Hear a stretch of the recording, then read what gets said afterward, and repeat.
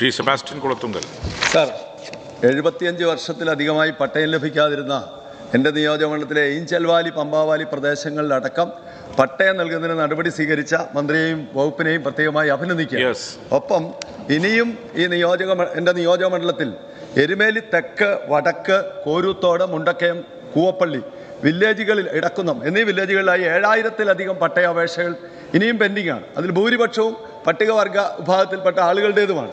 ആ പട്ടയാപേക്ഷകൾ കൂടി തീർപ്പ് കൽപ്പിച്ച് പട്ടയം ലഭ്യമാക്കാൻ നടപടി സ്വീകരിക്കുമോ, അതിനായി ഒരു സ്പെഷ്യൽ ഓഫീസ് ആരംഭിക്കുന്നതിന് കൂടിയുള്ള തീരുമാനം ഉണ്ടാകുമോ എന്നുള്ളതാണ് എൻ്റെ ചോദ്യം. ബഹുമാനപ്പെട്ട അംഗം സൂചിപ്പിച്ചതുപോലെ സാർ, നമ്മുടെ കാഞ്ഞിരപ്പള്ളി താലൂക്കിലെ എരുമേലി തെക്ക് പ്രദേശത്ത് ഗ്രോമോർ ഫുഡ് പ്രകാരം വനേതര ആവശ്യങ്ങൾക്കായി ഉപയോഗിച്ച 502 ഹെക്ടർ ഭൂമിയിൽ നേരത്തെ ഒരു പട്ടയം വിതരണം ചെയ്യാൻ കഴിഞ്ഞെങ്കിലും ജില്ലാ അതിർത്തി ഫിക്സ് ചെയ്യാത്തതുകൊണ്ട് റിലീസിൽ കരമടയ്ക്കാത്ത പ്രശ്നം ദീർഘമായി നിലനിൽക്കുകയായിരുന്നു.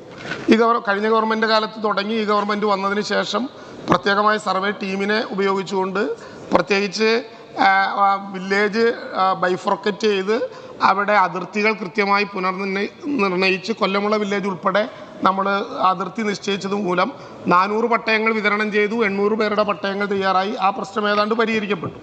അങ്ങിവിടെ ഉന്നയിക്കുന്ന ഹിൽമൻ സെറ്റിൽമെൻറ്റുമായി ബന്ധപ്പെട്ട പ്രശ്നമാണ് കാഞ്ഞിരപ്പള്ളി താലൂക്കിലെ കോരത്തോട്, എരുമേലി തെക്ക് പ്രദേശങ്ങളിൽ നിൽക്കുന്നത്. കഴിഞ്ഞ ഗവൺമെൻറ്റിൻ്റെ കാലത്ത് വളരെ ഗൗരവത്തോടെ ഈ പ്രശ്നത്തെ റവന്യൂ വകുപ്പ് അഭിസംബോധന ചെയ്യുകയുണ്ടായി. അതനുസരിച്ച് 2020/2020 എന്ന ഗവൺമെൻറ് ഉത്തരവ് പുറത്തിറക്കി വനം വകുപ്പിൻ്റെ ജണ്ടയ്ക്ക് പുറത്തുള്ള റവന്യൂ രേഖകളിൽ നിലം തരിശ് പുരയിടം എന്ന് രേഖപ്പെടുത്തിയിട്ടുള്ള ഭൂമി 1 ഏക്കർ വരെ 64 ചട്ടമനുസരിച്ച് പതിച്ചു കൊടുക്കാമെന്ന തീരുമാനം കഴിഞ്ഞ ഗവൺമെൻറ്റിൻ്റെ കാലത്തുണ്ടായി. ആ തീരുമാനം പിന്നെ ചില ക്ലാരിഫിക്കേഷന് വിധേയമായി. ചിലയിടങ്ങളിൽ ഉടമസ്ഥൻ്റെ പേര് സർക്കാർ എന്ന് രേഖപ്പെടുത്തുമ്പോഴും അതിൻ്റെ റിമാർക്സിൽ റിസർവ് അല്ലെങ്കിൽ വനം എന്ന് തെറ്റി രേഖപ്പെടുത്തുകയുണ്ടായി.